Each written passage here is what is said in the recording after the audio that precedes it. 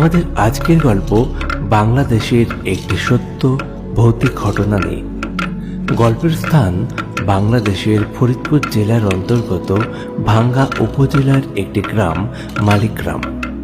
এই ঘটনাটি আজকের নয়, প্রায় 50 বছর আগের একটি ঘটনা। আমাদের একজন দর্শক বন্ধু এই ঘটনাটি পাঠিয়েছেন।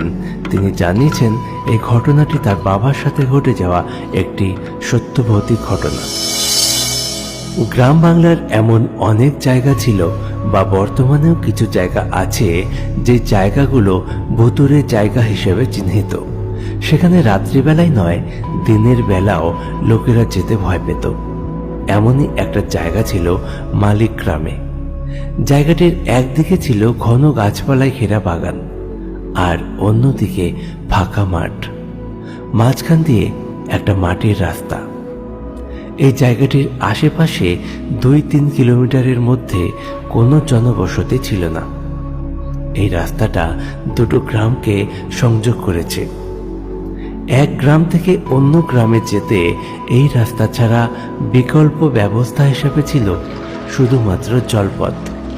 এছাড়া আর কোনো ব্যবস্থা ছিল না। এই রাস্তাটিকে এই গ্রামের লোকেরা বলতো ভুতুড়ে রাস্তা। রাতের অন্ধকারে এই রাস্তা দিয়ে যাওয়ার সময় অনেকেই অনেক রকম ভৌতিক ঘটনার সম্মুখীন হয়েছে। তাদের গ্রাম থেকে 5 কিলোমিটার দূরের একটি গ্রাম মালিগ্রামে কবি গানের আসর বসেছে।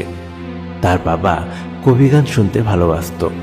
কোথাও কবি গান হচ্ছে শুনতে পেলে তাকে ঘরে আটকে রাখা যেত না। সব বাধা কাটিয়ে সে পৌঁছে যেত সে কবি গানের আসরে। তবে তাদের গ্রাম থেকে মালিগ্রামে যেতে গেলে যেতে হবে ওই ভুতুড়ে রাস্তার ওপর দিয়েই। কি গো, কবি গানে যাবা নাকি? না, আমি যাব না। ওই বনবাজারের রাস্তা দিয়ে রাতে যাওয়া ঠিক না। ওই রাস্তা ভালো না। আরে কিচ্ছু হবে না, চলো। না না, আমি কিছুতেই যাব না। তুমিও যাও না।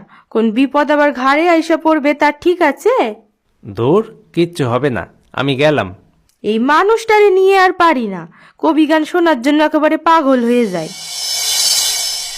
ওই হাট হাট হাট হাট, চল চল চল চল হাট। সেদিন ছিল শনিবার। ঠিক সন্ধেবেলা তার বাবা রওনা দিল মালিগ্রামে যাবার উদ্দেশ্যে। তার বাবার একটি গরুর গাড়ি ছিল। দূরের রাস্তা যেতে গেলে সে সেই গরুর গাড়ি নিয়েই যাতায়াত করত। ওই হাট হাট হাট, চল চল চল চল।